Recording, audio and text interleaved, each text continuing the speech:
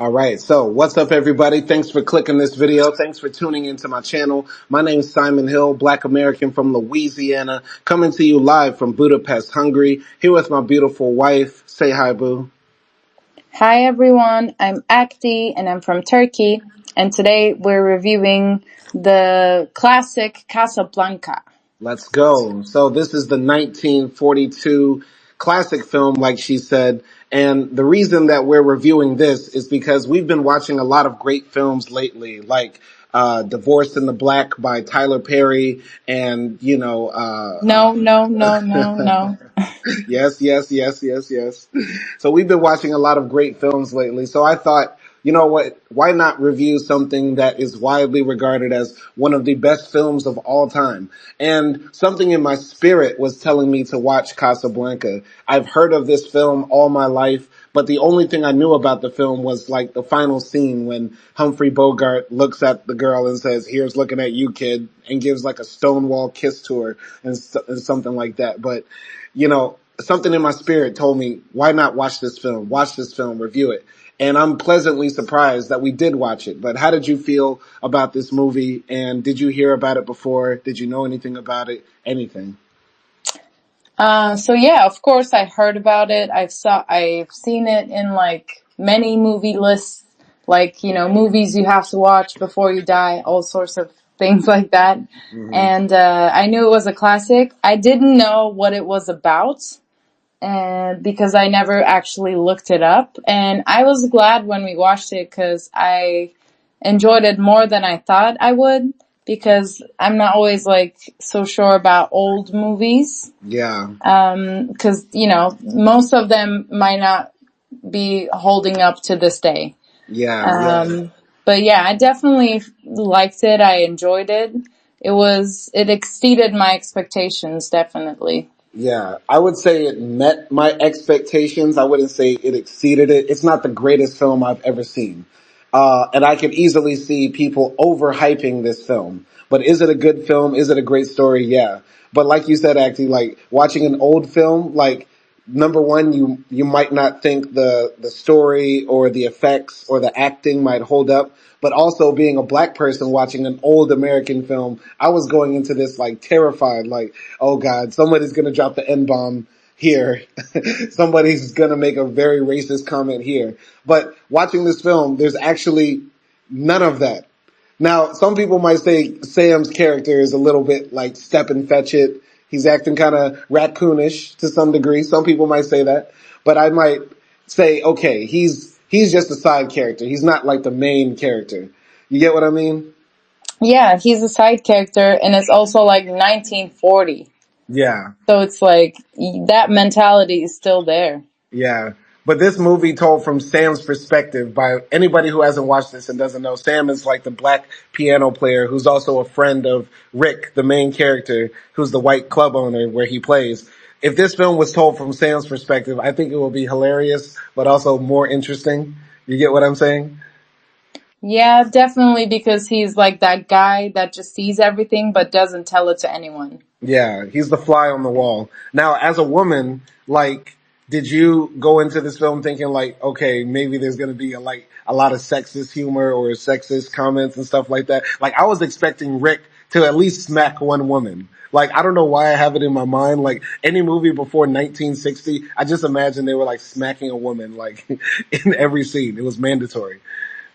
I mean, yeah, of course, I think, like there might be some cliches where, a woman's life is all about a man and things like that. But yeah, I mean, it was okay, I think. It was fine. Yeah, yeah. And I have to say, like, you know, I'm glad that my spirit, like, led me to this movie. By the way, anybody listening, I'm not one of those, like, astrological signs, mythical, spiritual people, but I do try to follow my gut and my instincts and what my heart is telling me. And watching the story and finding out that Rick is an American who lives in Morocco and doesn't want to go back to America because of whatever reason, but he's also had sympathies for, movements for people's liberation and fighting against fascism and stuff like that. I was like, oh wow, That's why my heart was leading me to this film. And you get what I'm saying? Like there was some sort of like validation for me to watch this. Like you saw a little bit of you in him and his Yeah. character. Yeah, I saw a little bit of me in Rick. You know what I mean? And I think a lot of what the story is trying to tell you, I think the main theme of this story is like being indifferent and being on the fence can only work so much. At some point, as a man, as a woman, as a human in this world, you have to decide to take a stand for something at some time. And I think that was the main motif of this movie, if you get what I'm saying. And Rick's character brought that to life. Go ahead. Yeah, definitely. I think that's one of the themes. Like in war and in love, you have to decide. You cannot stay neutral forever. Mm-hmm. And that is like both reflected in this movie. I just like, since we were talking about sexism, you know, it's kind of sad that the decision in love was also made by, the man, because the Mm-hmm. woman gave the man the right to make the decision in Mm-hmm. the movie. So Right. just putting it out there, it doesn't mean it's sexist Mm-hmm. because it was consensual. Right. But I think there are a lot of like also sort of this perspective of what a righteous, good-hearted man should be a little bit. Yeah. There is like that sort of macho-ness in the film because the main female character, Ilsa, is sort of this woman trapped between two powerful men on different sides of the equation, right? And she does literally say, "Oh, Rick, I need you to be the man and think for us." Right? And I think the major fault of this film is not fleshing out Ilsa's character more because she does show that she loves Rick, but she also shows love for Victor. But there's never this explanation as to, why she feels this way about both of these guys. It's sort of like us as the audience to just say, well, I guess she likes Rick because he's like strong and powerful too, but Victor is like a man of conviction and passion and that sort of stuff. I guess you could read into that, but she never like says it. There's never this background on who Ilsa really is. You get what I mean? Yeah, I mean, like, I think both men are, they have their strong suits Mm-hmm. because, yeah, like you said, Literally strong suits. They're wearing suits the entire time. yeah, like Laszlo, Victor, he's a hero. Mm-hmm. And when you think about Rick, he's very charismatic, he's macho and all that stuff, but, Mm-hmm. it's like, I felt like Rick had his flaws, obviously, like he was a drunk and he was a drunkard and, he was very neutral. He didn't really care about anyone. He acted Mm-hmm. like he didn't have a heart and all sorts of stuff. But I felt like some of the movie was giving like, no matter if you have flaws or not, a good man will do the right thing. Right, It right. was sort of giving me that vibe as well. And the good thing might be letting the one you love go, right? And letting the things that you've built up in your life go for something greater, for something bigger, having sacrifice for other people, which is Yeah. what Rick showed at the end, but it was hard to get it out of him. Yeah, definitely. But I do really like the character development of Rick. Hmm. Yeah, there is strong character development for Rick, and how he interacts with the world around him, and how the world around him changes too. And also other characters as well. Like there's like Louis, right? His the French police chief who's running Casablanca, right? He sort of shows his true colors at the end, right? And yeah, Ilsa as well. Like Ilsa also shows like she can also do the right thing too. Yeah, I mean, yeah, it's just that I guess they show more about Rick because we Hmm. don't know that much about Ilsa. But I like how we sort of got like three uh, phases of Rick, Hmm. which was like Rick in love, Hmm. and then Rick in heartbreak, Hmm. and then after that Rick with like a Rick that came to conclusion and sort of accepted his faith and his love and all sorts of things. And Yeah. when it comes to Louis, He I don't know if he had like a love interest. Obviously, we don't know in the movie, but I think he Oh, he had a lot just of love interests. yeah. If you But had an I do interest also in a have a visa, theory. I have a theory about him too, and yeah. I thought he might be closeted. Oh God, here comes Letterbox. Here comes LGBTQ Letterbox, ready to rewrite the story of Casablanca. Put a Well, chick in it and make her gay. no, but it's just that Louis always praises Rick, and he Hmm. says stuff like, "If I were a woman, I would be with Rick." Like, Okay, why would he say that? okay, but that's just the French. That's just the French in him, you know. Maybe that's the French bisexual in him. I guess. Oh God. All right, all right. Well, I don't even know if it's worth walking through this very famous movie. I feel like it's like walking through the story of the Bible. Like everybody knows it. Like, but but why not? So, all right, I'm gonna just get this out of the way. This is unabashedly a good film, if not a great film, for how momentous it is, how well it holds up to time, and the message in the story. So, as I'm recounting the story, I'm gonna be telling like a lot of very flat, bad dad jokes, making bad puns, and obviously giving my takes on a few scenes. The recounting that I'm about to give is not exactly right and exact, but if you haven't seen this film, punch yourself in the face and just turn it on. It's only an hour 40. It's good. Okay? So, shall I start? Wow. Yeah, I just want to say that I can see why it's a classic. Yeah, yeah. And we were reading some reviews last night on Letterbox, and somebody said a dumbass comment like, all the films that copy this film and they do flashback scenes and derivatives of this. That's what makes this film bad because so many other films have, ruined it. I'm like, that's such a dumb take. Like, this is one of the most influential films of all time. So of course you're going to watch this and be reminded of other films you've seen that have taken from this. But that doesn't take away the greatness from this one. You get what I mean? Yeah, definitely. Like, it's not the film's fault that it was made like a bunch of years ago and Yeah. it just became very popular. In fact, reading a little bit into like the trivia of the movie, they didn't expect this movie to do this good and they didn't have a big budget as well. They just had good actors at the time and it Hmm. was just like another like Warner Bros. Movies, you know? Hmm. So they didn't think it would be like this much of a classic Yeah. and it just became that way. Yeah, yeah. And I think, you read some trivia to me that this film came out at around the same time that Pearl Harbor happened.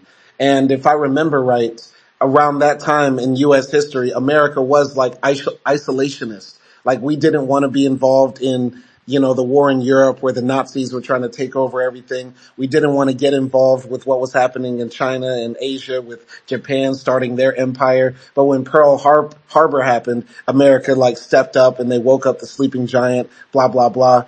And I feel like that also relates to like why this film is powerful because it is a story about this man who has greatness within him, but it takes tragedy around him to bring it out of him.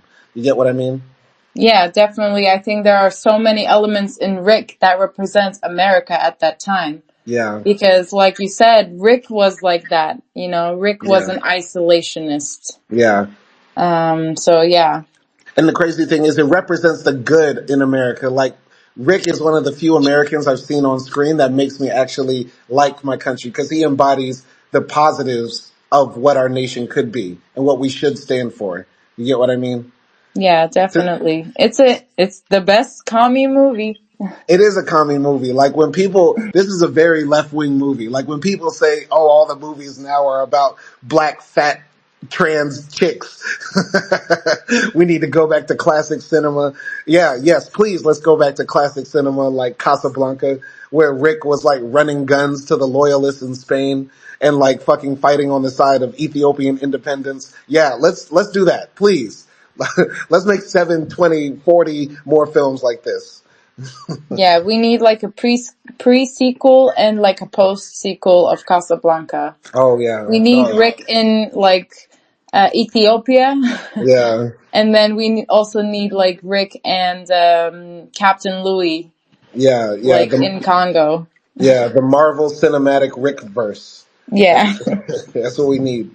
Anyway, let's run through this story very quickly. So basically, the film opens up. World War II is about to begin in Europe, and basically, like the Nazis are taking over everything. They've taken over France up to this point, and so basically, a bunch of dirty, nasty refugees from Europe are running to Africa. Oh, how the world is different back then.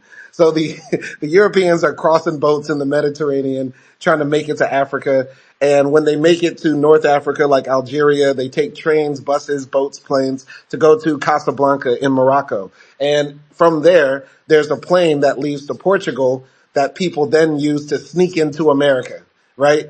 And so the film opens up with showing Morocco and like its multicultural diversity now because the Europeans are there. There's black people there. There's of course the Arab Berber people there, and there's also the announcement from the French who are occupying Africa that two Germans were killed on a train and their transit papers were taken. So the police are like harassing the dirty European white refugees in Morocco and slapping people around trying to see who has the transit papers. And one guy tries to run away and he gets shot in the back by the police. Look at that. A white man got shot unjustly by the police.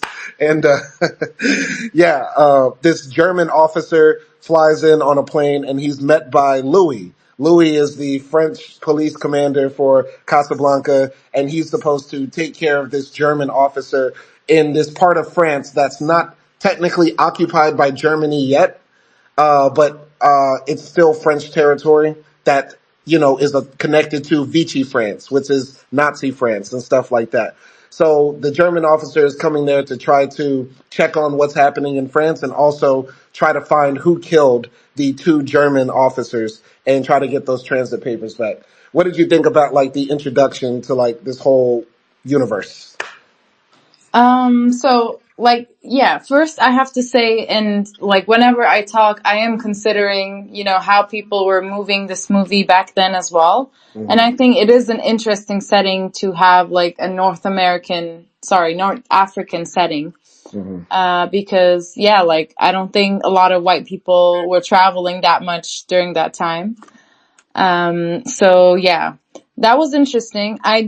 I was confused, like, by the setting a little bit. Not that, like, I knew it was in Casablanca or whatever, but there was just, like, a lot of white and European people there. So I was like, okay, what is happening? Really, I didn't, like, catch up with the politics of it yet, right off the bat.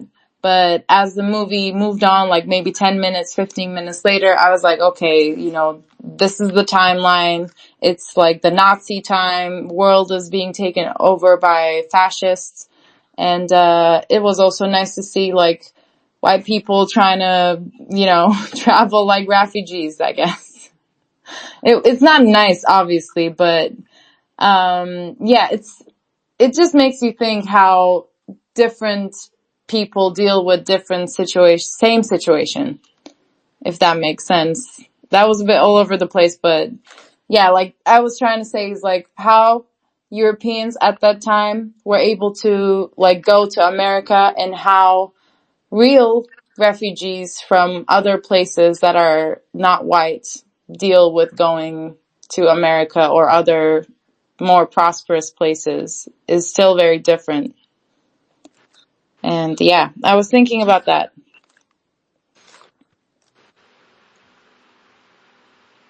Simon? Yeah, I was just waiting for you to finish. You have to let me know when you're done. I am done. Okay. Anyway, so I really liked how at the beginning of this story, like it shows you this totally different world than the world we imagine now. Like if you were to tell people like, hey, Europeans had to run to Africa to get help because their countries were war torn and people just accepted them. Like there was never this time in the film where they show like the Moroccans like get the fucking refugees and immigrants out. They're taking our jobs. They're raping our women. They're killing our kids. None of that. Right. And it's so funny. Like how in American culture, right, we have so many books and films that sort of teach us these valuable lessons about caring for other people, right? Like most people read To Kill a Mockingbird, right? And it talks about racism in the criminal justice system. Yet and still you have people denying that it even exists. And the most famous film of all time, Casablanca, tells the story of white European refugees trying to fight to get to America and all the abuses and tragedies they have to go through to get there. And people just forget the main idea. And I was just taken aback and by that. And once again, not knowing what this film was about, I was just shocked by what type of story they were trying to tell here. And yeah, just to see how people were like abused by the police too. I kind of laughed inside when I saw that white man get shot by the police. Maybe I'm just callous like that, but it was cool. It was cool. I liked it. Any other comments? Yeah, I definitely felt the same way. And just that also, it always amazes me. Like, I know it's real and it happened and it's the history, but it always like just rubs me the wrong way when, you know, two foreign forces that are privileged in the world go to a place that's completely like um, not like along with their problems, and they just use that place like a battleground. And yeah, that's also came into my mind as well. Yeah, I mean, it also has to be considered like Morocco was under French control, so they are under white supremacy. And so, yeah, the Europeans can come there easily. The borders are open, and they're not dealing with the same issues like in the world that we live in now. It's not like Italy is under African control, right? So the Africans are popping up on Italian shores, and they're getting all sorts of abuse. But the Europeans move there and they still have all their riches, all their money, dressed in fine suits and stuff like that. And, yeah, they basically get to hang out at fancy clubs where they drink champagne martinis. And then that's when we're introduced to Rick's. So Louis takes the German officer to this place named Rick's American Cafe. And, here in Rick's Cafe, there's all sorts of people from all walks of life coming here to drink the finest of goods, drink the finest of drinks, and also do dealings and stuff like that. So when we're introduced to Rick's, we see Sam, black jazz pianist, playing a song while people are dancing and sitting at their chairs, like listening. And we also see people there like trying to exchange their diamonds to pay for their visas. We see people, you know, huddled around a table, making plans about how they're going to escape on boats to Portugal and stuff like that. And so there's like this mix of so many different people here, all races, all nationalities, different languages being spoken, stuff like that. And then we're also introduced to Rick, who's this guy who's playing chess by himself because he never has drinks with the customers and he never, you know, deals with anybody else's problems. And he's having a sit down with this guy whose name is, I forgot his name, Ugarte. Yeah. Ugarte comes up to him, and Ugarte is like this guy who is like, he helps people find visas through the criminal underground. And he tells Rick, I came upon two very important visa passes signed by Charles de Gaulle that cannot be, you know, rescinded. They cannot be refused. And so Rick is like, I heard those two murdered Germans had two passes on them. And Ugarte is like, I don't know anything about that. But anyway, Rick, can you hold these for me while the two people that I'm going to sell them for millions of dollars or francs or whatever will come? And Rick is like, okay, I guess, why not? Right? So Rick goes to hide them in the piano that Sam is playing in. And then the Louis comes, and Louis comes says, we're going to arrest somebody here tonight, so don't try to help them. Later on, the police corner Ugarte, and Ugarte tries to escape, but Ugarte gets captured, right? And then Louis sits down with Rick and the German officer, and they're asking him about his life, and, you know, Rick is saying answers that are like very vague and on the fence. They ask him what's his nationality. He says, I'm a drunkard, right? And he doesn't give any opinions about whether the Germans will win the war or not or anything like that. So what did you think about that whole introduction to Rick's Cafe, the characters and everything? I think the setting of the cafe and also like the introduction to the setting was really interesting because it was a complete mix of like this Middle East plus America. Because obviously like from the name we get that there is like some American patriotism in the name. And then we're introduced to Sam, which is like very American as well. Like this black guy sitting at the piano singing jazz. And but then there's another shot and you see someone smoking a shisha as well. And then at the same time, I think it was trying to give like the background of the place, because even though it looks like some fancy club, there were like bunch of little illegal things happening. I think someone was like trying to sell some diamonds to a lady and all sorts of things. So like it's like if you take a close look at it, there's a lot of stuff unknown happening here. So that's why I think it was very like it made me curious about the place that was mentioning here. And then meeting Rick for the first time, he definitely gave off like this cold-hearted sort of capitalist guy that only cares about making money and living his life, and just like sort of staying away from all the problems and not thinking about it.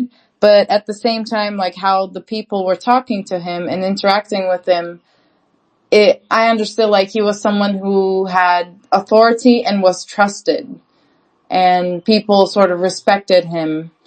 And also like his conversation with that like Nazi general, basically it sort of gave off, okay, like in heart, it feels like he's a bit of a lefty. But yeah, that's what I thought. Yeah, I thought, about Rick, it was interesting how they were building him up because like he's kicking out a girl that he like probably slept with last night, and she's like, Rick, when are we going to meet again? What, are we going to meet tomorrow night? And he's like, I don't think that far into the future and stuff like that.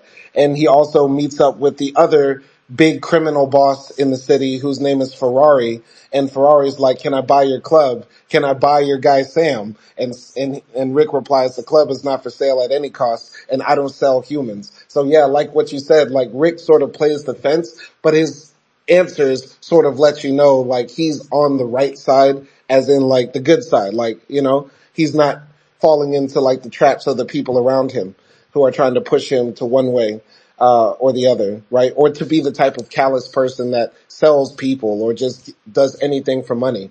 And in this club, class is sort of like erased because there was like this scene when, like this rich Dutch guy says, I'm the biggest banker. I'm the second biggest banker in the Netherlands, and tell Rick to come out here. And the waiter says, oh, you're the second biggest banker. We have the first biggest banker, working in our kitchen. And his father's the bellboy at our hotel or club or whatever, right? So Rick has sort of seen class in society become brought down to its basest level because people have ruined it through war. And he probably doesn't want to get involved in people's like sob stories because he's heard them all and stuff like that. So I think that was a part of like the indifference he was feeling. Any comments on that? Yeah, it did feel like, this guy probably saw a lot and sort of knows all the injustices in the world, but he doesn't want to be a sentimentalist about it. Yeah. So he's just like sort of putting up this front. But yeah, like one of the biggest things was, like you said, all of his workers were like really cool with him and they all loved him. So that just also gave off like a good man vibe as well. So it was like, he was mysterious. He was definitely like intriguing. Yeah. Yeah. Was he a smash? Yep. Okay.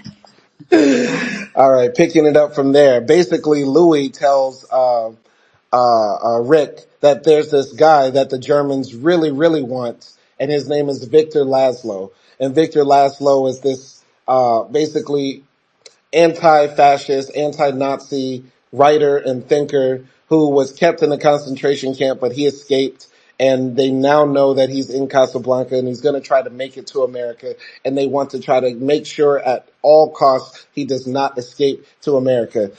Rick has heard of this guy because he's very famous. His writings are very famous. His story is very famous. And he's going to pop up somewhere. And when they first brought up Victor Laszlo, I thought that Victor was going to be Rick. But Rick had like hidden and changed his identity to now become this club owner. That's what I was thinking. I cannot believe, I was thinking the same thing. I'm sorry I interrupted you, but I didn't tell you this because I thought maybe you think I was dumb. No, I was thinking until Victor Laszlo actually walked in, I was thinking, oh, Rick is this guy, but he doesn't want anybody to know, and that's going to be the big reveal.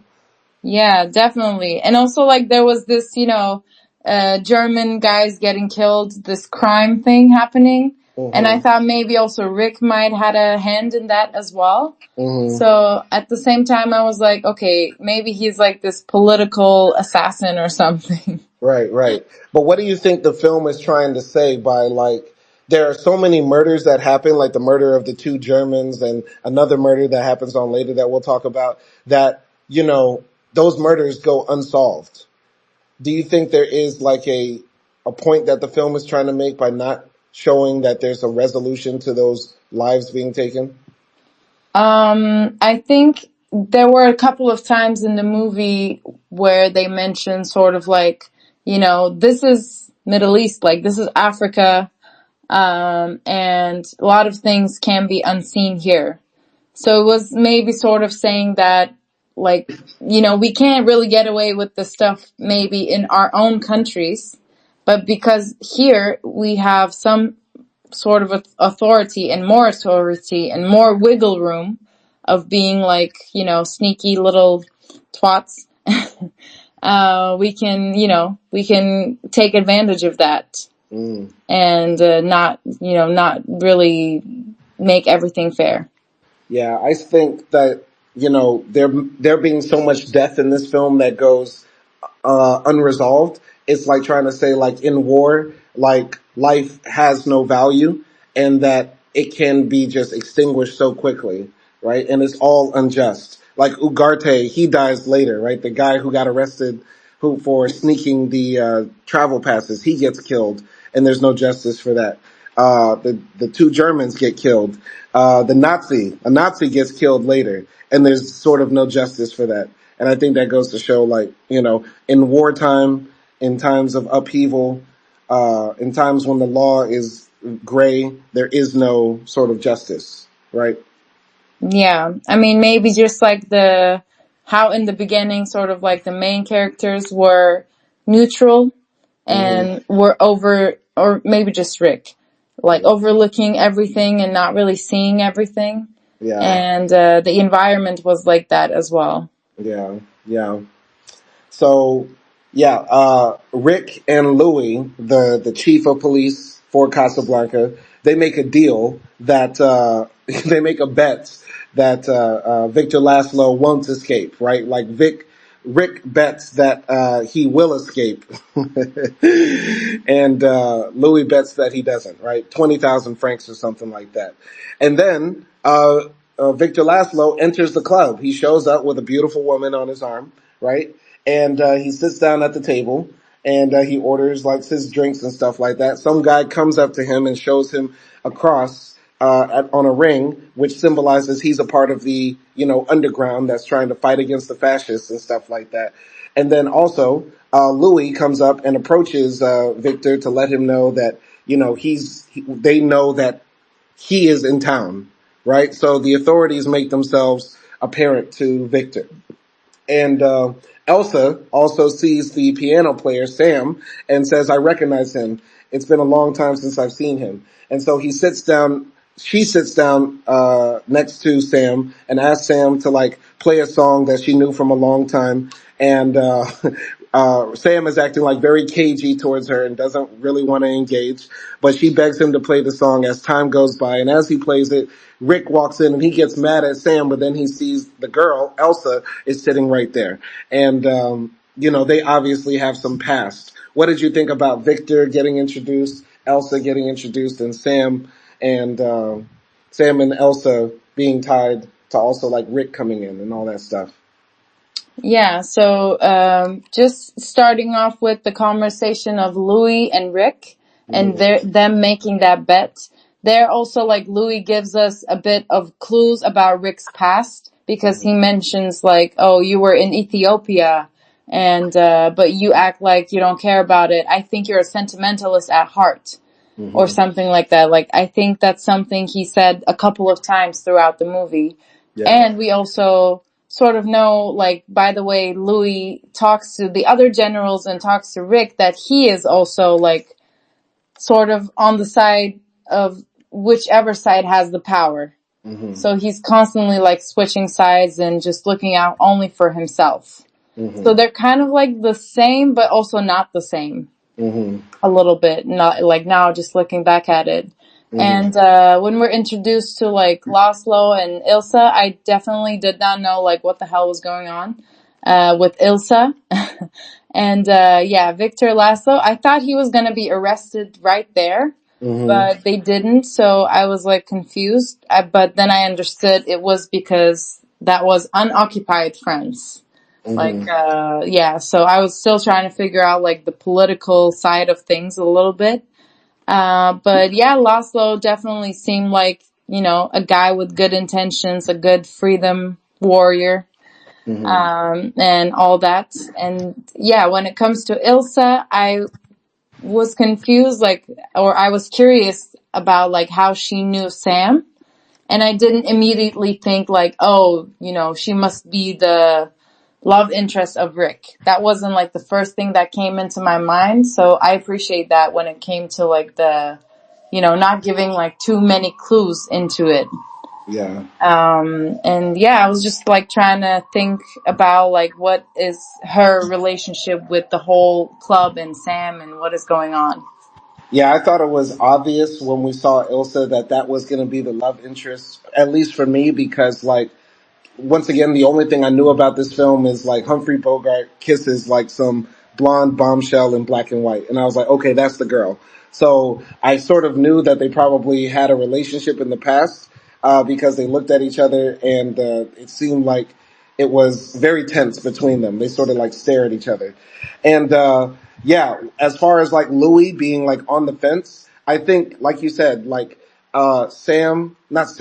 Rick is sort of like on the fence as well, but he's sort of like resistant to it.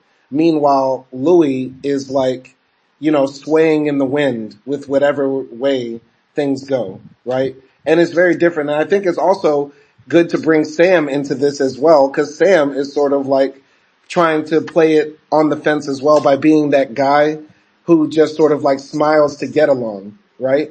And maybe people don't take analyzing Sam seriously enough in this film because he is sort of like a side character, but he is very prevalent in the story. And to some degree, Sam is sort of like getting along, going along to get along, right? Just smiling, hoping that playing the piano will save him when the fascists come. You get what I'm saying? Yeah, I think so. There's definitely that in there, but I also think there's a friendship between Rick and Sam, even though there's still that like difference of authority there. Like he's the boss and Sam is the employee, but they knew each other from before. And also, you know, Turkish saying time, home is wherever the bread is, right? So I Right, feel like, but I'm not talking about the relationship between Sam and Rick. I'm talking about Sam's relationship to the world and Rick's relationship to the world and Louis' relationship to the world. And in Louis' case, as the world becomes fascist, he's like, okay, I guess I'll be with the fascists, right? In Rick's case, if the world's becoming fascist, hey, I'm just trying to run a business here. And Sam, in the case of the world becoming fascist, Sam says, I guess I was just gonna play the piano. You get what I mean? Just trying to survive. You get what I'm saying? yeah, that's what I was getting at. So like Sam is basically just trying to survive. So I think he does represent that, maybe lower class in betweenness Mm-hmm. in the world, you know, because when you are, you know, trying to make a living for yourself and, you know, that's the only thing that you're concerned with, you just sort of maybe don't really, um, care that much about the politics Mm-hmm. because that's what you need to do to survive. Right, right, right. But, moving on in the story, Rick is like very upset. He's drinking late at night with, with Sam in the club. He's trying to convince Sam to drink. Sam's like, no, boss, I don't want to drink. Let's go home, Mr. Rick. And so then we get the flashback scene of what really happened. And so there's like this funny, scene. It's kind of funny in retrospect. It is sort of like dream-esque, I guess. But like, Rick is driving in France in a convertible car with Ilsa by his side. They're smiling, laughing, giggling. They're going like on ferry rides down the Seine and stuff like that. And, they're drinking and having champagne. And, Rick says, I don't know anything about you. Let me know who you are, who you were, what did you think, and all that stuff. And, she doesn't want to give any of that information. She says, like, I thought we said no questions. And as they're sitting in Paris, the Germans basically are invading, right? So, they hear on the speakers that the Nazis are coming tomorrow. And, Rick is trying to convince Elsa to marry him, but she doesn't, want to. She keeps on saying, "I love you, Rick. I've always loved you. I love you forever," and stuff like that. And the next day, when Rick is waiting for the train to leave Paris in the rain with Sam, Sam comes, brings a note that says, from Elsa, "I love you, but I have to go, and we can never see each other again." And he's forced to get on the train with Sam out of Paris in the rain. What did you think about, that whole flashback and all that? Yeah, the flashback was kind of funny. But I do have to admit it was somewhat like disappointing for me. Not the flashback, but just like their past relationship, because I couldn't help myself thinking like, how can you actually really understand and love someone that much without knowing really anything about them? Because I feel like it's important, like, even if you don't know, like, you don't even know if this person is married, if they have kids, like, what their parents are like, what they were like in the past and all this stuff. Like, it just felt like pure passion. And it was like Ilsa was having like her hot girlfriend summer, and then Rick was like that Erasmus student that went to Europe, and they just like started, humping on each other or something Yeah, like yeah. that. Like the scenes were pure, right? They were listening to piano together and drinking champagne and all that stuff. And it was also sad when like this love, had to end or was distracted by war. Mm-hmm. And it kind of showed like anything can happen. I think Ilsa said something like that as well. Like anything can happen in the world. We're just living right now in our little apartment in Budapest, but there could be war any day.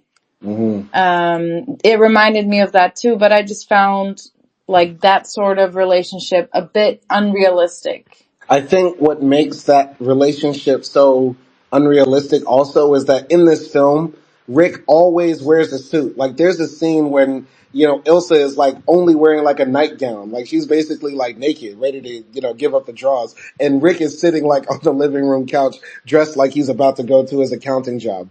You know what I mean? Like in the entire film, like the guys never let the suits down. And I know it's like an old film where everybody was dressed up to the nines in 3 layers. But it's hard to make that romance seem real. Like there was anything really there, at least in the 2024 eyes that I have, without like that, hairy chested getting rubbed on silk sheets, sex scene or post sex scene. You know what I mean?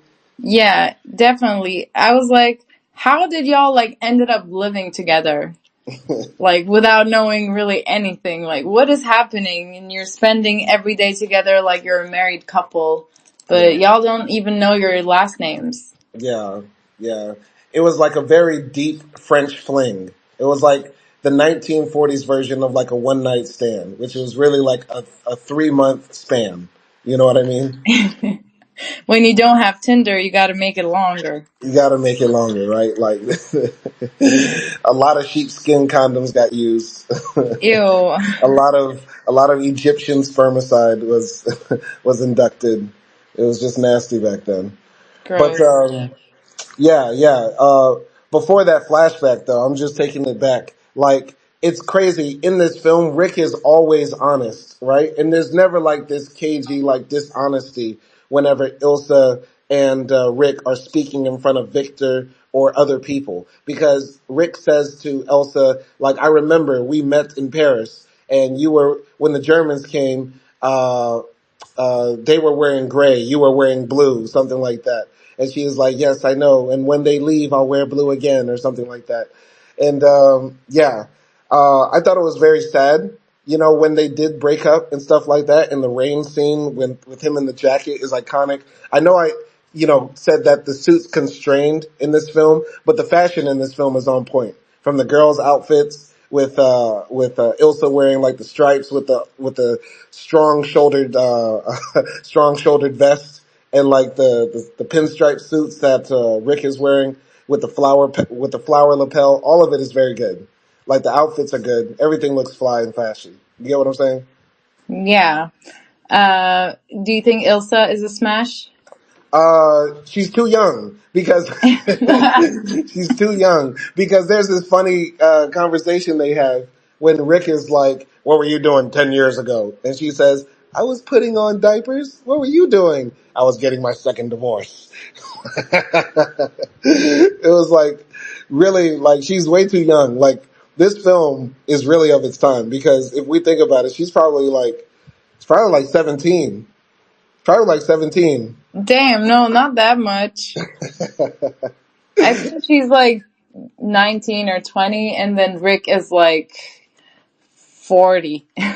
All right, let me keep it real. She says 10 years ago I was getting braces, and Rick says 10 years ago I was looking for a job. So, okay, maybe she got braces when she was 11 or 12. So she might be 21, 22. And Rick might be, what, 30, 34, let's say, right? Yeah, yeah. But he does call her kid. And during the flashback scene, they toast their glasses, and he says, "Here's looking at you, kid." The famous line. How did you feel about that line used throughout the movie?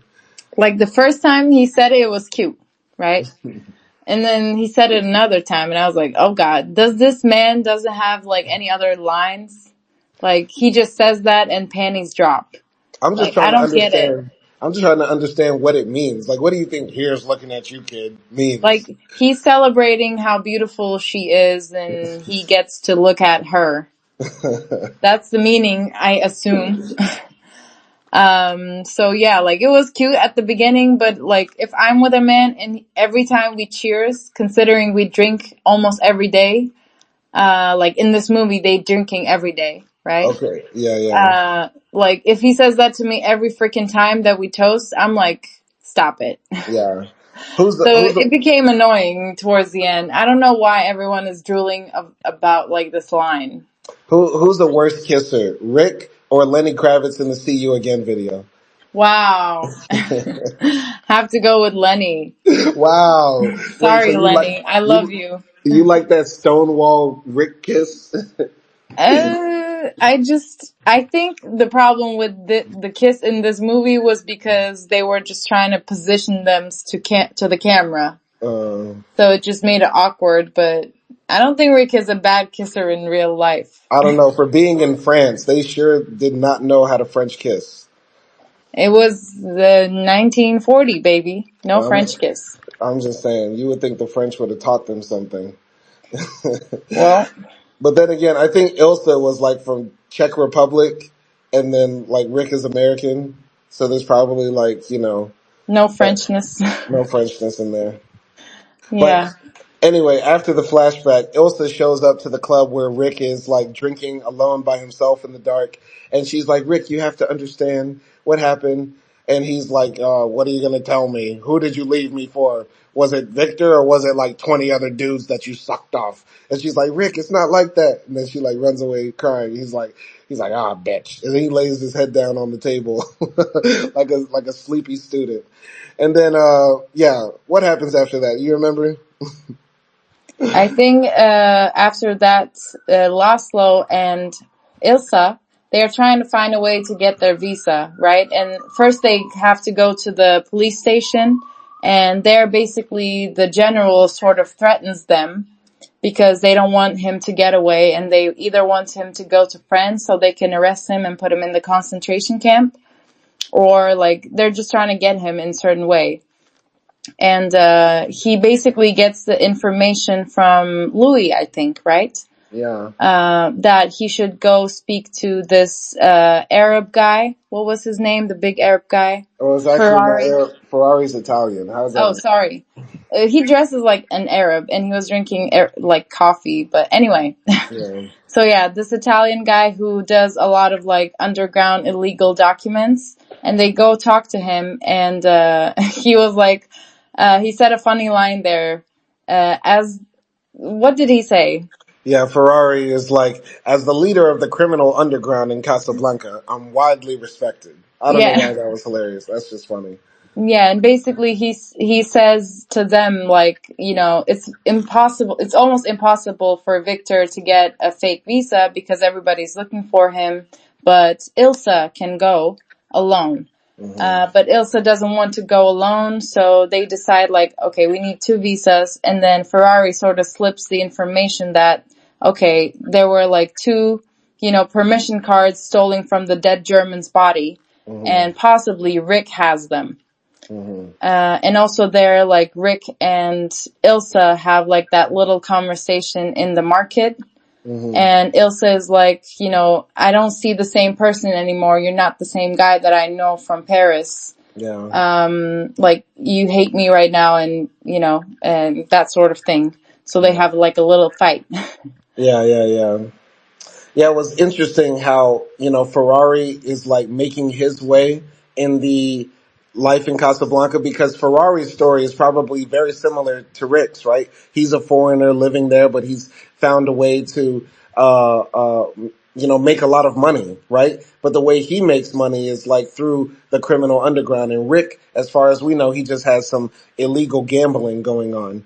And, I think that's another, like it's showing another facet of like what people do in these sort of circumstances when they're out of their environment, when they're living between countries, and when places are at war. You can take advantage of the opportunity by banking on people's dreams. You get what I'm saying?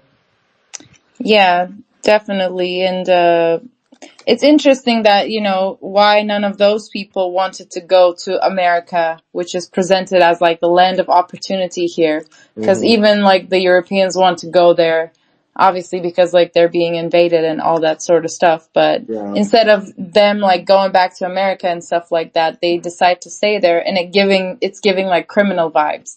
Yeah, yeah. And I think, once again, this film sort of, I think it should give everybody a pause to have some empathy for people that are living this situation right now. Because even though, film takes place 80 years ago, there are people right now in Venezuela and Colombia and El Salvador who are dealing with Ferraris, who are dealing with Ricks, who are dealing with Ugartes, and people that are, you know, in the business of selling people and moving people for big money, right? And these people take advantage of those people, right? And it's not as glamorous as it looks in this film, right? Yeah, it's very scary to like trust a person with all of your money because that's like your only escape. Hmm. And I think also like a lot of, you know, Syrian refugees, when they come to Turkey, they were trying to go to America, to Europe. Hmm. And I think they used a lot of like these sorts of illegal things. Yeah, And these people would be like, you know, families, rich families that were lawyers and doctors in Syria, yeah, and they just come with all of their savings and they give those savings to these people to have certain documentations and transport, but then they're left like to die, or they're being scammed and all sorts of yeah. things. Yeah. But I don't want anybody thinking this movie is hyper serious because there's so much comedy there. Like the scene when Rick is like talking to Elsa and the Moroccan is trying to sell her overpriced tablecloths. And he's like, I give you a special price, 700 francs. Oh no, 200 francs, good Muslim price. Then he drops it down to 100. Like, like from my experience living in like Tunis, like, yeah, that's so common. Like they try to oversell tourists. And we've seen that when we traveled to like Zanzibar in Africa. So it was just pretty funny, right? Yeah, I do wish like this movie had more scenes in Casablanca, like in the market or in the streets and stuff like that, including like just showing more of that life. Hmm. But it was sort of like isolating itself to just making the bigger scenes in the club. Yeah. Yeah. Now, what did you think about that conversation between Elsa and Victor? Because I think you and I had a disagreement about that last night. I think, when Victor's saying like Elsa should go by herself and she asks him, you know, would you have left me? He says yes, but then she says, but you didn't. And it's revealed that Victor does love Elsa and he's never left her, but he is willing to part with her for her safety and the greatness that she can do. I don't know. What do you think? I think he was very passionate about like pursuing his political dreams. But at the same time, yes, I do believe he really loved Ilsa. But from my understanding in that conversation was that, okay, like he said to Ilsa, like, you should go without me because you would be safe. And then when Ilsa said, like, would you go without me? And then he said yes. From my understanding, the only reason he said yes was to pursue Ilsa to go. So he was sort of like using that like fake cruelty Mm-hmm. to persuade her to go. And then she said like, but when you had the chance, you didn't go. So now I'm not going to go. I'm not going to leave you. Yeah. And it's just like overall their relationship, you pointed this out last night when we were talking. They never actually like kiss, even though they're Mm-hmm. husband and wife. Yeah. So actually at first I thought maybe they're like fake married to sort of escape fascism. Mm-hmm. And I thought maybe, okay, I don't know if she's Czech or French. So I thought maybe, okay, she's French and then Victor married her to escape fascism and then to get out of the concentration camp as well. So I was confused about their relationship because it did feel very like sort of friendly love. Mm-hmm. But yeah, it just feels like they had a lot of history together and they have a lot of love for each other, but they didn't have like lust, and it was more about the cause. I think that's part of the reason why Ilsa didn't love Victor as much as she loved Rick. Because Rick, because of his indifference to the world around him and his coldness, she probably liked that. She probably wanted a man who's apolitical rather than a politician, if that makes sense. Yeah, but then she married a politician. So maybe she wanted the cause and she was like, in that teenage fever, even though she's still a teenager. But I don't know. I guess so. I guess because Rick was like, when things were bad in Paris and it was being invaded, Rick was like, okay, let's just go. Let's go somewhere else. Let's escape together. But I don't think Victor would do that. No, Victor was trying to do that. He was trying to escape. He Yeah, was always but trying to get out of the hands of. he was trying to escape not because he wanted to escape with Ilsa, but he was trying to escape so he doesn't get caught and continues his political dreams. I get what you're saying. I just feel like by Victor telling Elsa, go without me and I'll stay here, I think that's not a good look to do in any relationship, right? Like if Acty, you got a job somewhere and I said, oh, Acty, just go without me and I think it's better for you. Even if, you knew I didn't mean it, it's crazy to say that to somebody in a relationship because that person will think, oh, you're fine without me, like you're okay with us being apart. And that's what I think is the big disconnect with Victor and Elsa. Even though he didn't mean it, it's problematic to say it. Go ahead. I agree that it's problematic because also like going to our relationship, I remember, you were trying to like go to Egypt and travel there and stuff and I couldn't go and all that stuff. And, you said to me, I don't want to go anywhere without you. Like we're going everywhere together. Hmm. So like that was very effective. That was like, this is my man. Like he's standing by me and I'm going to be standing by him. So it's Hmm. definitely problematic to say that. Yes. Yeah. So that's why I think, and once again I wish the film highlighted that part, because we have to fill in so many blanks for Ilsa's story to make sense, And you get what I mean? Yeah, I think in a way Ilsa might be tired of like being the wife of this influential politician, Mm-hmm. sort of, because it's always hard. And we watched other stories about this, like how we watched Mrs. Mandela, Yeah. right? Or just like basically any other like powerful political figure. Yeah. Yeah. It comes with a lot of things because these people get assassinated. They're always like running from the law because they're Mm-hmm. being like chased down by the police. Yeah. So there's a lot of like consequences that come with that. And maybe Ilsa just wanted to escape that and have a romance that she was dreaming of. Yeah. Yeah. And Yeah. Victor couldn't give her that. Exactly. So moving on past, that basically, like Acti said earlier, Victor and Ilsa are informed that maybe Rick has the two passes from the dead Germans that can get them out of Casablanca into Portugal and then to America.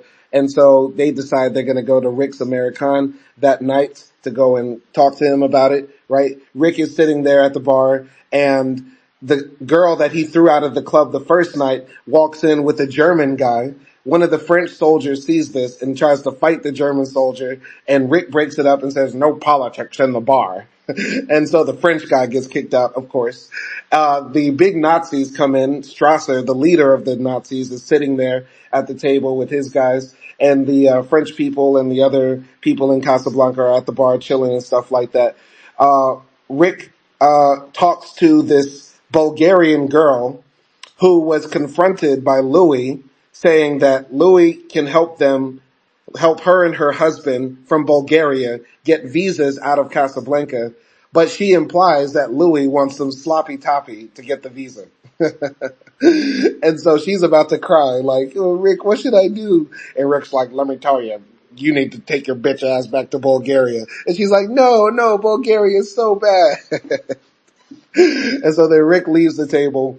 Rick goes to her husband, who's at the gambling spot, and Rick tells him, "Have you ever tried 22?" And so he puts his chips on 22. He wins big money. And the guy tries to go to Louis and says, "Hey, can I get my visa?" And Louis is like, "Oh, yeah, tomorrow, whatever."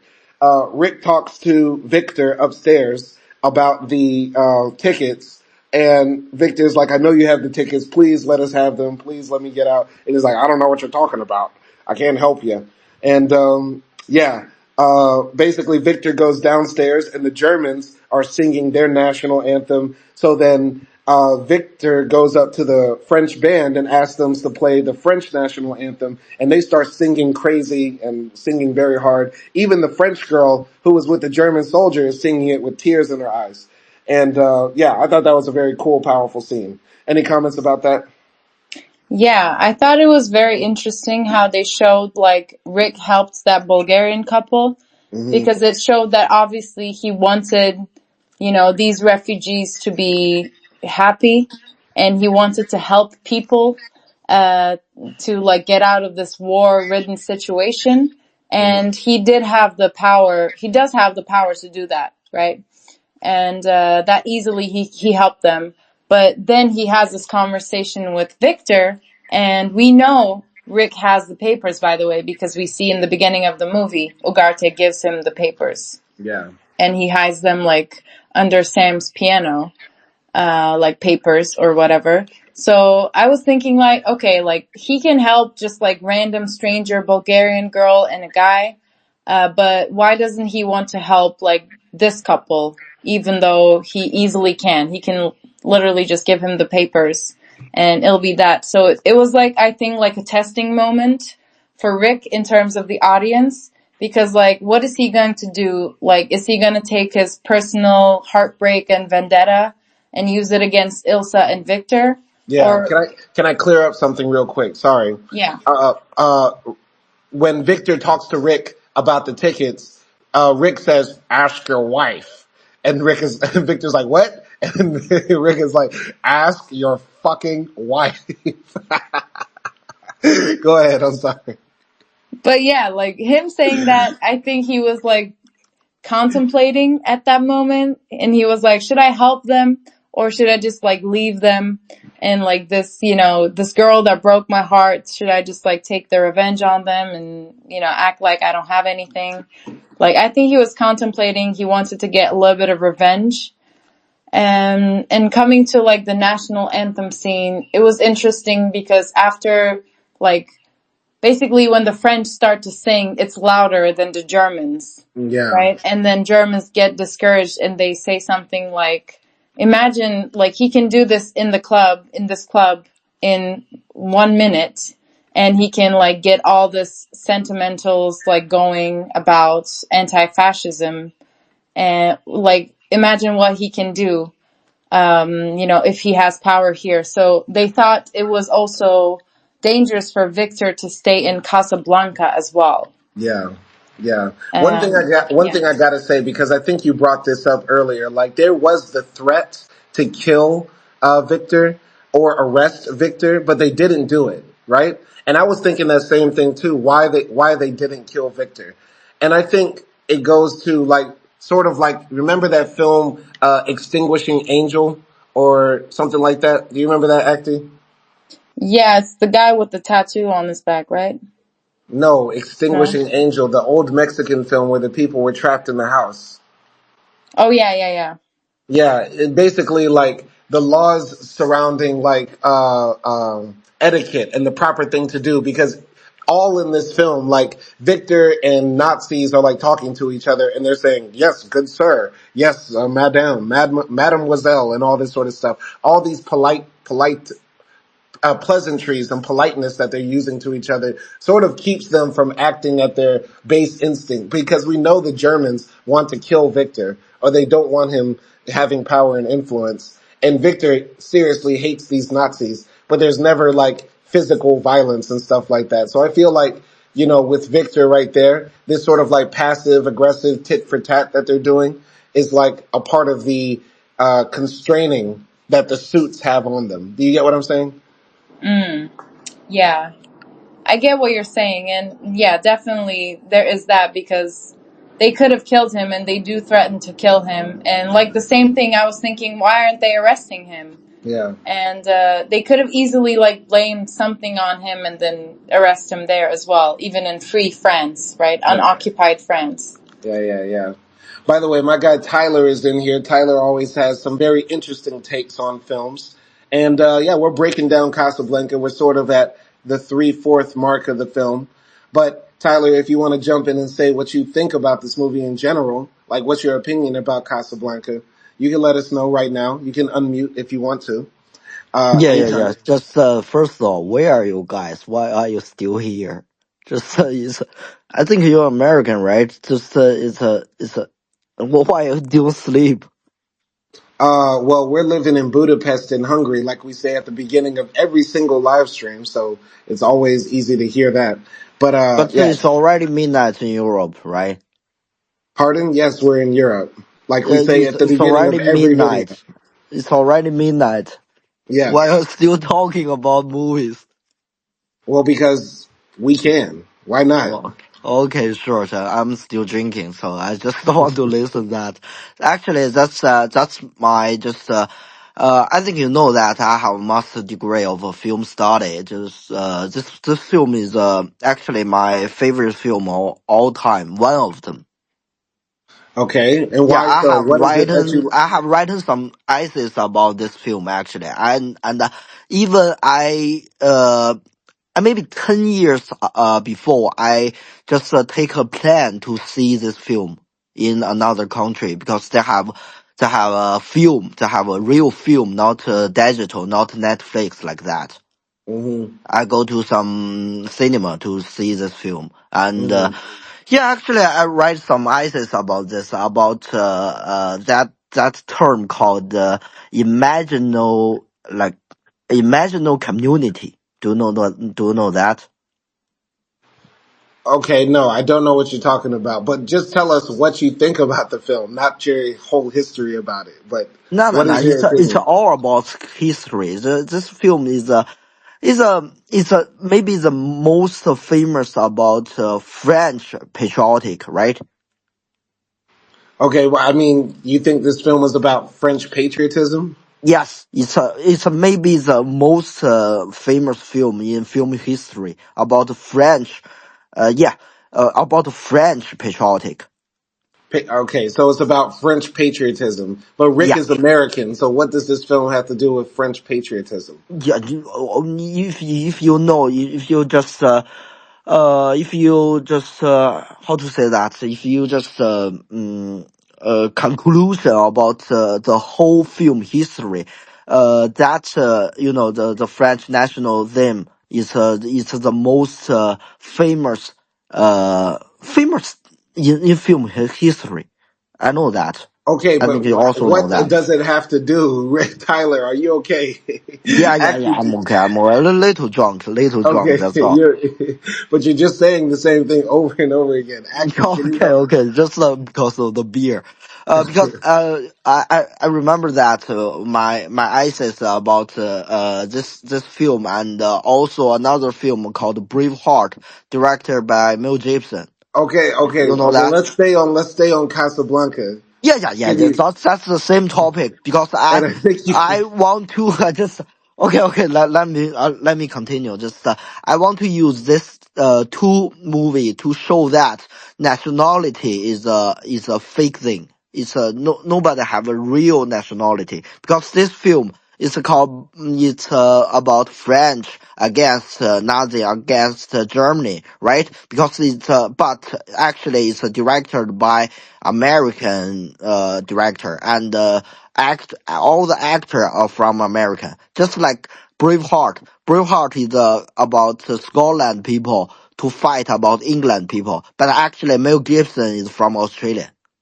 You know my Okay, point. but he might have Scottish heritage. But what I still don't.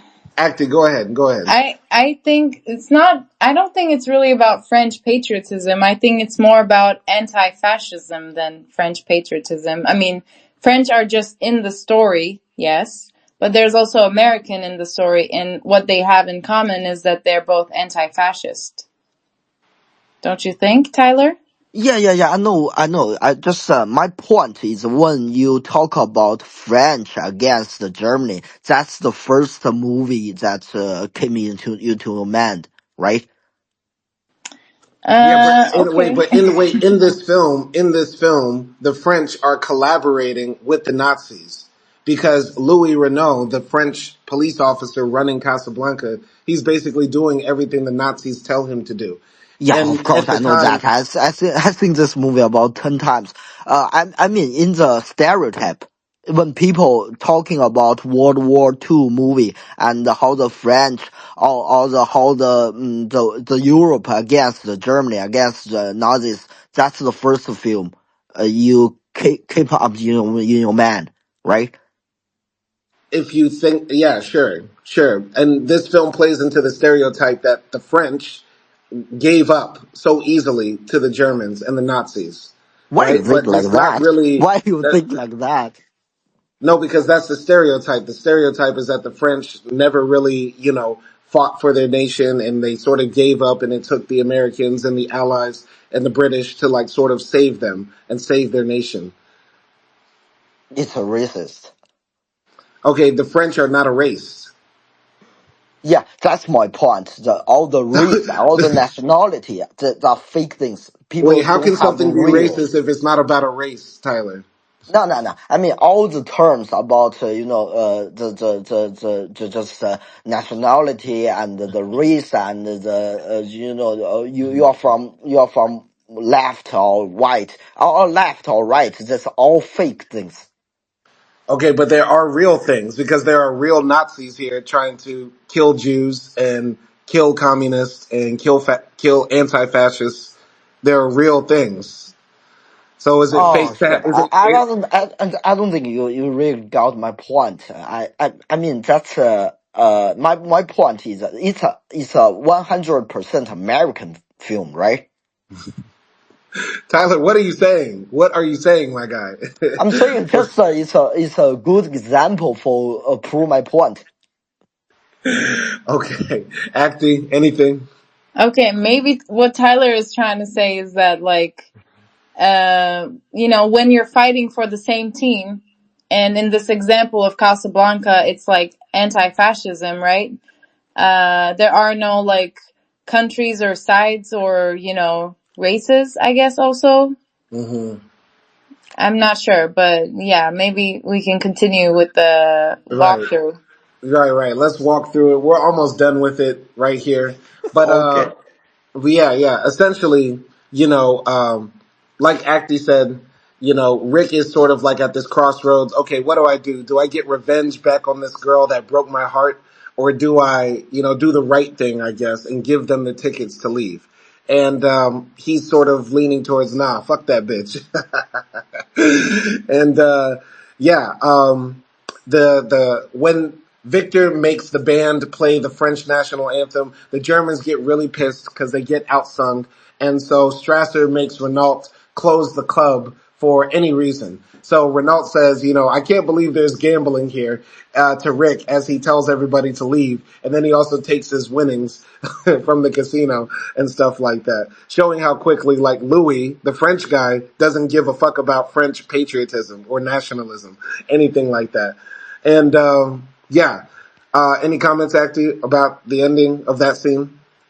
No, it was just, I just wanted to say, like, I think this movie does a really good job when it's playing with humor and Mm-hmm. drama, because right at that, like, very, dramatic scene where you have this clash of, two sides, Mm-hmm. like fascism and anti-fascism.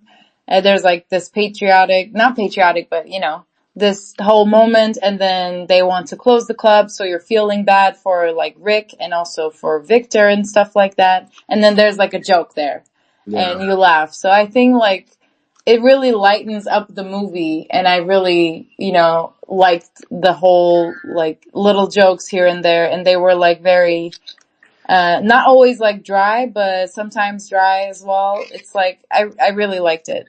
Yeah.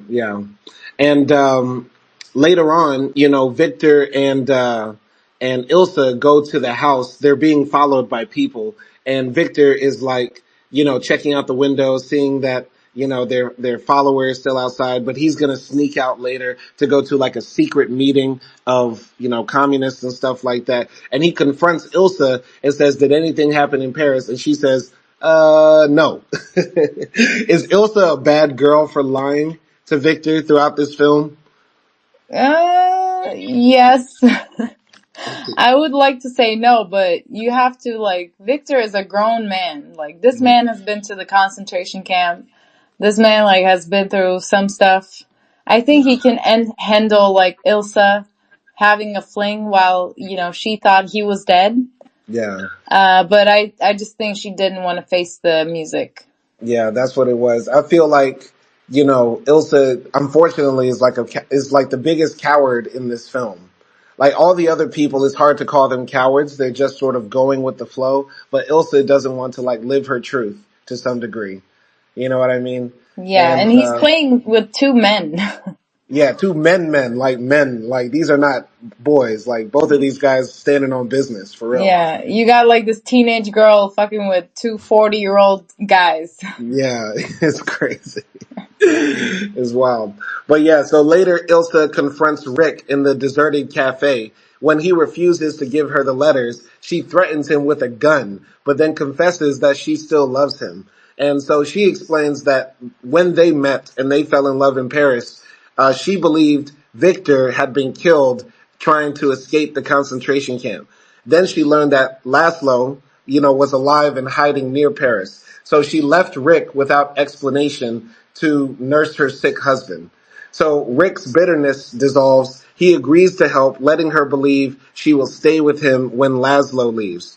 When Laszlo unexpectedly shows up, having narrowly escaped the police raid on a resistance meeting, Rick has waiter Carl spirit Ilsa away.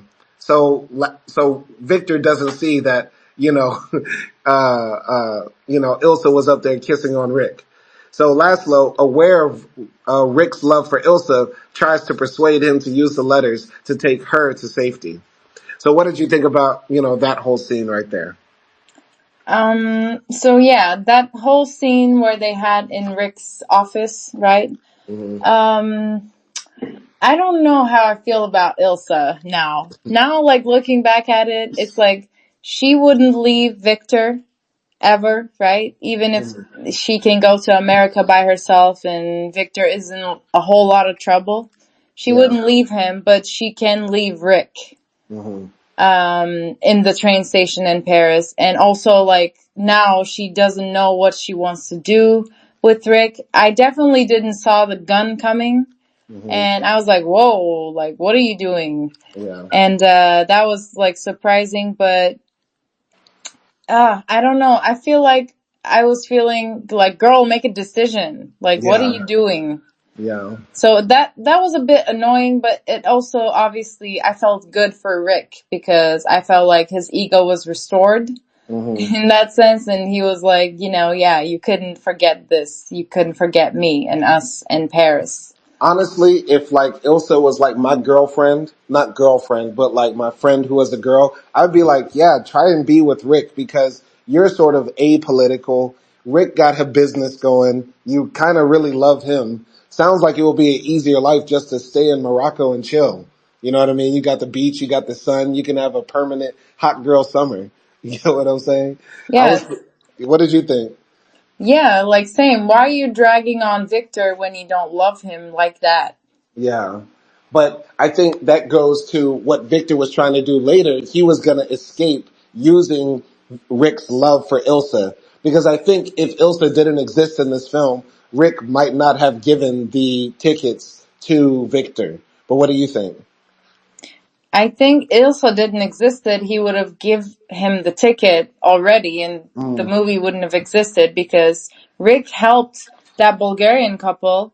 So I think Rick would still help Laszlo too. Like Rick would still have Victor too because we know like in the heart he is anti-fascist yeah. and he does align with Victor's, thoughts. Yeah. So I So think he maybe, would have helped him. yeah, maybe he would have given one ticket to Victor, one to Ferrari to sell, and then just been done with it. Yeah, just because like Ilsa got in it, he was sort of like unclear if he should be seeking revenge or not. Yeah. I was thinking after we watched this, could this movie have been told without the Ilsa storyline, right? And that was my first reaction to it, and maybe that was because Ilsa was so poorly developed within it. But like, yeah, without, like you said, actually, without Ilsa in it, there probably wouldn't be a movie because Victor would have gotten the tickets kind of for the free ski. Yeah, I mean, love and war have always been in movies and literature together, which is like very interesting and ironic because they're completely opposite things, but then Mm-hmm. they share similar traits to a degree. Yeah. Like, we even have them in the sayings like all is fair in love and war and Yeah. all sorts of stuff. We saw it in The Creator, right? There was love Mm-hmm. and war in that as Mm-hmm. well. Mm-hmm. And a bunch of other movies. Yeah, So they definitely. sort of like go hand in hand. Yeah. What I didn't like about this second half of the film or like towards the ending is how Sam sort of like disappeared and he was kind of replaced by Carl, this like big fat German waiter who sort of came out of nowhere and became Rick's new best friend. Did you notice that? Yes, I guess, but like I didn't really pay attention to that. Now you said it, I remember it. Yeah, yeah. Once again, I feel like the story told from Sam's perspective would have been interesting and had he played a more important part too, as well, because he's sort of like forgotten about and thrown to the wayside. You think it would be more interesting because like that, I guess that other waiter that came later, Hmm. he was going to this partisan meetings as well, right? And he went Yeah. with Victor. You think it would have been more interesting if Sam was going to the partisan meeting with Uh, Victor? oh, that'd be crazy if like on the in the underground meetings, like Sam was like the actual leader, like he actually spoke with like full conviction and bass in his voice. Yeah, yeah, like, Mm. it's interesting also, like, because Rick has a lot of, like, strong political people Hmm. with him, but then he also has apolitical people with him as well. Yeah. But we don't know, like, maybe just Sam didn't have the opportunity to be political Yeah. because of his, like, race at that time in 1940. Yeah. Yeah. Well, let's wrap up this film. So basically, in the final few scenes, The police arrest Victor on a trumped up charge. Rick persuades Louis to release him by promising to set up Victor for a much more serious crime, possession of the letters. So to ready to assuage Louis' suspicions, Rick explains that he and Ilsa will use the letters to leave for America. So when Louis tries to arrest Victor as arranged, Rick forces him at gunpoint to assist their escape. At the last moment, Rick makes Ilsa board the plane to Lisbon with Victor, telling her that she would regret it if she stayed. Maybe not today, maybe not tomorrow, but soon and for the rest of your life. Strasser, Strasser, the German Nazi, tipped off by Louis, drives up alone. When the German Nazi attempts to stop the plane and then draws a gun on Rick, Rick shoots him dead. Policemen arrive. Renault orders them to round up the usual suspects, protecting Rick. He suggests to Rick that they join the Free French in Brazzaville in the Congo. As they walk away into the fog, Rick says, Louis, I think this is the beginning of a beautiful friendship. And that's the end of the film. What did you think about those final scenes? Yeah, I thought the ending was definitely fun to watch. A lot of things were happening, like a lot of little meetings, like Rick going back to Ferrari and then selling his club to him, but then like also giving, all the workers he had some peace. I think he left it to Sam or something, or he said like, all of the workers come with the club, you cannot fire them, or something like that. Mm-hmm. And he was like doing all these conspiracies. I was thinking, okay, like, I know he's not just gonna run off with Ilsa. Cause, I don't think, like, he's that heartless. But I didn't know how he was gonna, like, do it. I thought maybe he's gonna run away with them. So it's gonna be, like, 3 of them running. Or he's gonna, like, send Victor to frickin', like, somewhere else. To Argentina. And then, like, he's gonna go to somewhere else with Ilsa or something. Like, I didn't know what his exact plan was. So that made it like, a bit interesting, to watch it unfold.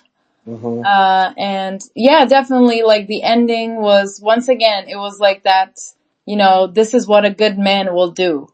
This is what a good man will sacrifice for the right cause. Yeah. And cause over romance, and also like thinking about how, Ilsa might regret her decision later, and all sorts of things. And also like Rick telling Victor that, Ilsa and I have a past, but we don't love each other anymore. She always loved you and she still loves you.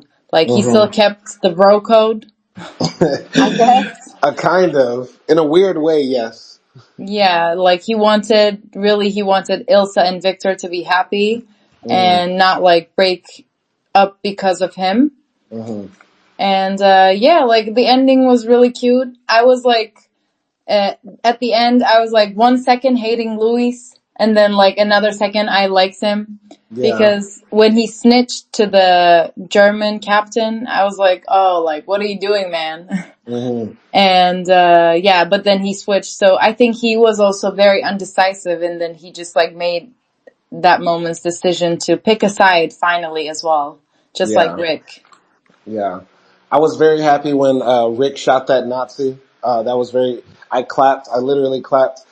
The ending was a bit like, how can I say this, really tense for me, because I was like, please get on that plane, because I always hate in those movies when you know the bad guy is coming and the people have those long dialogues before they escape, because I'm like, oh, just do it. Just get out of here.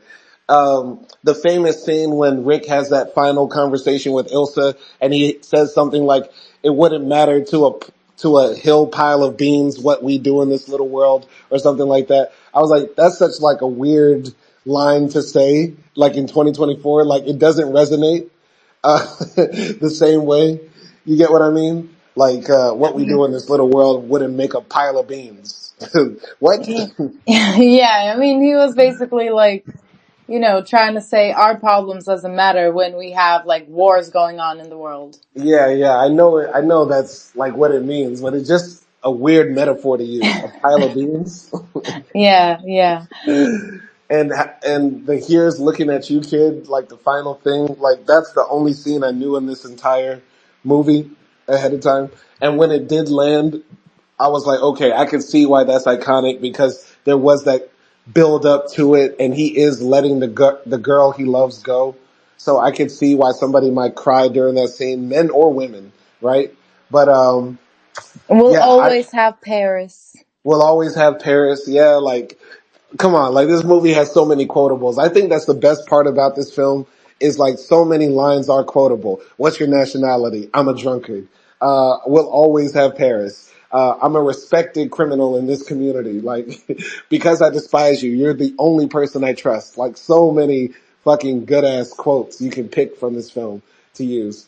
But yeah, I really respected Rick for like telling Laszlo, like, you know, me and her, we had something, but that was a long time ago. She loves you and only you. And I'm like, that's real.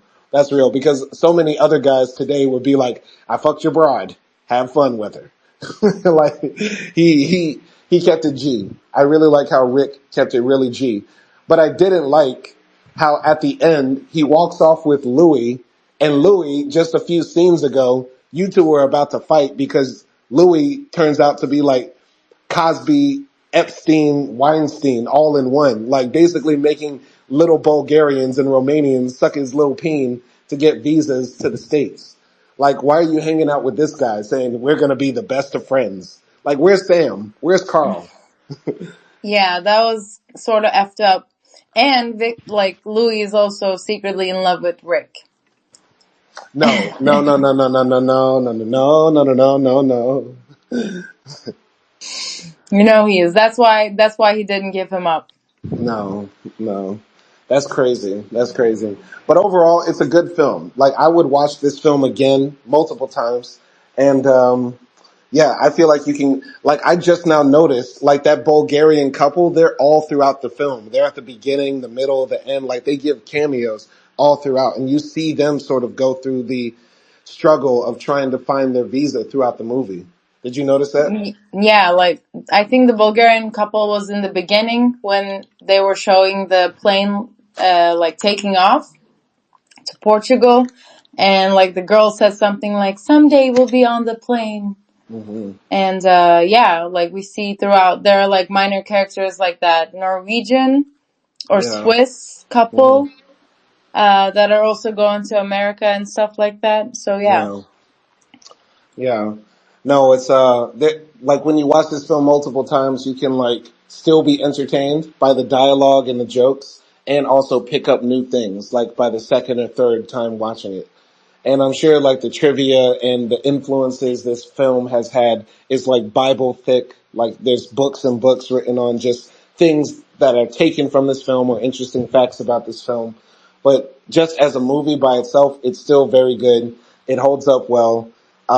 If you're a black person watching it or a minority watching it, you're not going to feel like too like like you're watching a KKK documentary. You know what I mean? Like it's not. You know, it doesn't hit you that way because overall it's non-judgmental, and it should make you have empathy for like refugees and immigrants and the struggles of people going through war and strife. So great film, great film. Yeah, Yeah, yeah, it yeah. was. Just I heard talking about we always have parents. I think this sentence is more about politics. It's not about love. What do you think? Mm. How so? How do you think it's about politics? Yeah, because it's 1942. French is still occupied by Hitler, right? Mm. And that's I don't know if you guys remember some detail. In the end of this film, the French officer throw away. Actually, the first time I thought it's a bottle of wine. No, it's a Yeah, bottle of just the a beachy water. water. Yeah. Yeah, yeah. You remember that, right? Hmm. So this is a film all about just French against Nazis. So we By the way, always I have like that. Paris. We always have Paris. Just more about that, I think. What do you Okay. think? By the way, I like that scene when Louis, like, you know, pours a glass of Vichy water and then Yeah, throws it yeah, in the yeah. trash. I really like that scene. I think I get what you're coming from. Like, we'll always have Paris. Like, Paris is supposed to be this place that represents democracy and republicanism and the last stand against Nazism. But because the main characters of this film aren't French standing up for France, in fact, most of the French in this film sort of betray France. It's still hard for me to say, oh, this film is about French nationalism or patriotism, because the French in this film low key are like pussies. Like, they give their country up and their bussy up to the Germans. Yeah, first of all, I agree with that, and second, that's exactly my point of view. That's the French patriotic is a fake thing. There's Okay. no patriotic in this film Mm, okay. because it's Yeah. directed by American. Um, it was based on a play. By the way, this movie is based on a play that was, of course, made into a film by Americans and stuff like that. I don't think this film is about nationalism. It's about uh, being indifferent in the side of evil. And eventually you have to take a stand on what you're going to do when shit hits the fan, right? And that's Rick's situation. Like, if you try to stay out of this world, you cannot live your life staying out of politics, staying out of the evils that's happening outside. Eventually you have to do something. That's my take on this film. But yeah. But what do you think? Because Rick's character just escaped from Europe. He didn't fight back about Nazis. He just escape. Go to Africa, right? Right. Acting. I just wanted to say, like, what Tyler said reminded me of something I read about this movie. And what they were basically saying is that, like, the unification of Louis and Rick at the end sort of also symbolizes how France and United States at the, like, you know, when France was occupied and stuff like that, towards the end, they united to fight off Nazis. Mm-hmm. So there is that symbolism of, like, you know, coming together to fight fascism, Mm-hmm. for two countries. So there might be like that political, you know, symbolism with their friendship. Mm-hmm. And I don't know, maybe that's why, you know, we'll always have Paris might be interpreted like that. Mm-hmm. Because it's like Ilsa is from a nation that was invaded by Nazis, and then Mm-hmm. Rick is from America. So there was that, like, you know, helping, you know, to other allies around the world fight off Nazis, basically. Yeah. Yeah. Yeah, I agree with that. So because in my point of view, Rick is American. She's not American people. He is American.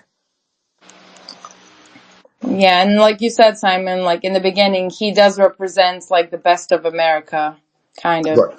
Right. Like, trying to, like, of course, he's like a capitalist. He's like running a business, a very successful business, right? But Rick shows also in this film, like, caring for his fellow man, um, you know, uh, willing to sacrifice, being chivalrous, respecting women, standing up for human rights, all as long as there's a profit. Like, he's not going to do anything without money too. So it's like, yeah, that's America right there. And I think this film is interesting because I think it was made during World War II, right? And Yeah. so Yes.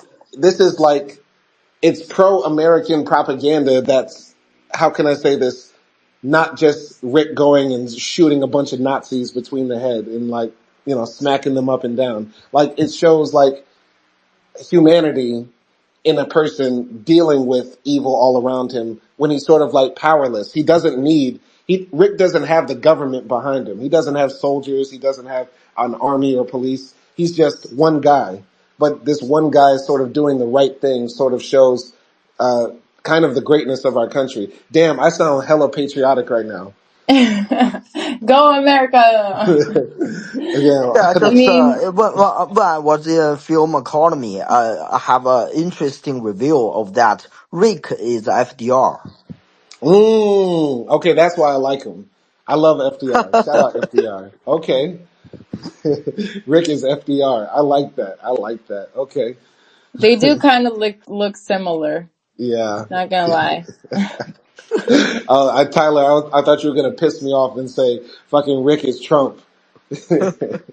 Yeah, he runs a successful casino. He has plenty of women. No. Trump didn't successful in casino. There we go. There we go. All right. Yeah. All right. All right. I like that. Okay, so what are the final scores for this movie? Because it has so much rewatchability, I'm gonna give it a 9. But the biggest problem is Ilsa in this film. Biggest problem is Ilsa. I wish they remade this film and just gave Ilsa a little bit more depth and stuff like that. Just added like a 15-minute scene or whatever, just explaining who she was. But there's so much to love about this film, despite its many flaws. But it's good. It's good. 9. I give it a 9. Okay, what about you, Tyler? What do you give it out of 10? Of course, 10. Okay, yeah, I mean, I definitely understand, and like I said in the beginning, I understand why it's a classic. Like the jokes and the conversation, so many quotables. The cinematics of it is good. It's not like unwatchable or anything like that. It's pretty okay. And it still holds up to this day. I really liked it as well. There were some problems with like some of the characters and maybe some of the dialogue and stuff like that, but I will give it an 8 An 8. out of Okay. 10. Yeah. All right. All right. And, yeah. By the way, Acti, how did you feel about "Here's Looking at You, Kid"? Like the quote, Yeah, the quote. I told you at the end I was annoyed. You're just annoyed with And then when we finished it. the movie, you started saying it every 10 minutes as well. So now I don't like it. Okay, well, we're going to end this live stream by all together saying, "Here's looking at you, kid," on 3. I'm going to do it. Somebody join me. Anyway, this has been Simon and Acti Movie Reviews. We appreciate everybody who tuned in for episode 67. If you have any movie requests, let us know, and we will try to do them. And on 3, here's looking at you, kid. 1, 2, 3. Here's Here's looking looking at at you, you, kid. kid.